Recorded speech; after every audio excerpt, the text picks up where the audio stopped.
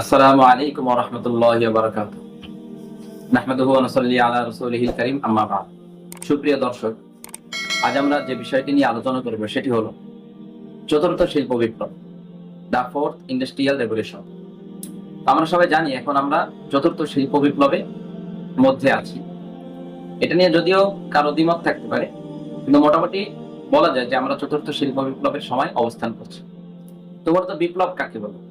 বিপ্লব বলা হয় বিপ্লব শব্দটি দিয়ে দ্রুত ও নতুন ধরনের পরিবর্তনকে বোঝায়। ইতিহাস জুড়েই অনেক বিপ্লব ঘটেছে।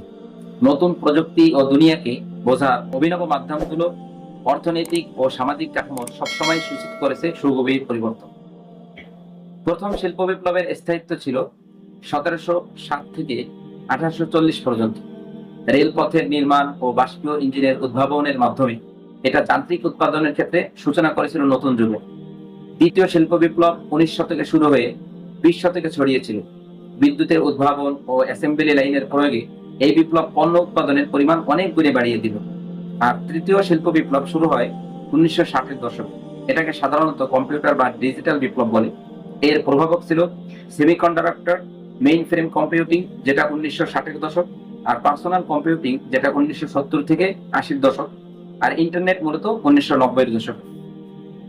তো তৃতীয় শিল্প বিপ্লবকে বর্ণনা করতে পারে এমন অনেক সংজ্ঞা ও একাডেমিক বিতর্কের বিষয়গুলো মাথায় রেখেই আমি মনে করি ও বলতে চাই যে আজ আমরা চতুর্থ শিল্প বিপ্লবের শুরুর দিকেই আছি।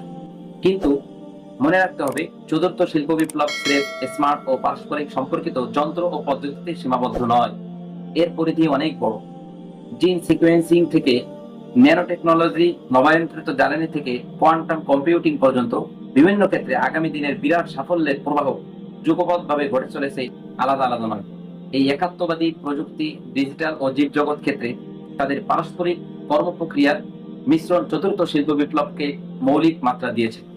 আরো মনে রাখতে হবে, আগের শিল্প বিপ্লব গুলোর থেকে অনেক বেশি দ্রুত গতিতে ও ব্যাপক আকারে চতুর্থ শিল্প বিপ্লব ছড়িয়ে পড়েছে, কিন্তু পৃথিবীর সব অংশেই এই গতি সমান নয়। তো এই যে আমরা এতক্ষণ শুনলাম শিল্প বিপ্লবের বিষয়, এক্ষেত্রে কথা হলো, ইসলাম কখনো আপনার উন্নয়নের পথে বাধা নয়। ইসলাম বলে না তোমরা পশ্চাৎমুখী হয়ে যাও। ইসলাম আপডেট। ইসলাম চায় অগ্রগামী, কিন্তু মনে রাখতে হবে যতই অগ্রগামী হয় সাথে আল্লাহ তাআলাকে রাখতে হবে, কোরআন হাদিসকে সামনে রাখতে হবে। ইউরোপ আমেরিকার অনেক মানুষ আমাদেরকে আমাদের মুসলিম সমাজে একটি আপনার প্রোপাগান্ডা ছড়ায় যে ইসলাম মানেই পশ্চাৎমুখী, ইসলাম মানেই পিছনে ফিরে যাও। নাউযুবিল্লাহি মিন যালিক। অথচ আমরা জানি এই যে যেটা বললাম, প্রথম শিল্প বিপ্লব কিন্তু আপনার ইসলামী খেলাফত থাকতেই শুরু হয়ে গিয়েছে। ওসমানী খেলাফত তখন ছিল, তখনই ইসলামী আপনার শিল্প বিপ্লব শুরু হয়ে গেছে। তো ইসলাম বলে তুমি বিপ্লব করো, জাগতিক দিক থেকে উন্নতি করো, কিন্তু ইসলামকে সামনে নিয়ে করো, দিনকে সামনে নিয়ে করো। মনে রাখবেন, আপনার ইউরোপ আমেরিকার যে উন্নতি, তাদের শিল্পের ক্ষেত্রে তাদের যে অগ্রগতি, এটা মূলত তাদের নগ্নতার কারণে নয়। অনেকে মনে করেন তারা যে নগ্নভাবে চলাফেরা করে, তাদের চরিত্রের মধ্যে যে নগ্নতা, এটার কারণেই তাদের উন্নতি। কখনোই না। আফগানিস্তানে কি নগ্নতা আছে? কিন্তু তারা আস্তে আস্তে আপনার শিল্পের ক্ষেত্রে উন্নতি হচ্ছে। তাদের জাগতিক টেকনোলজির ক্ষেত্রে তারা অনেক অভূতপূর্ব সাফল্য দেখাচ্ছে।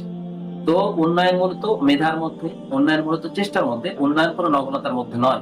তো উন্নয়ন আমরা করবো, উন্নয়নে কোনো বাধা নেই, কিন্তু মনে রাখবো ইসলামকে সামনে রেখে, ইসলামকে সামনে রেখে। আর আমরা তো একেবারে অন্ধ তাকলিদ করি, অন্ধ অনুসরণ করি ইউরোপ আমেরিকা। এই কিছুদিন আগেও একটা সময় ইউরোপ আমেরিকা থেকে বলা হতো যে ডিমের কুসুমে সমস্যা হয়, ক্ষতি হয় শরীরের জন্য।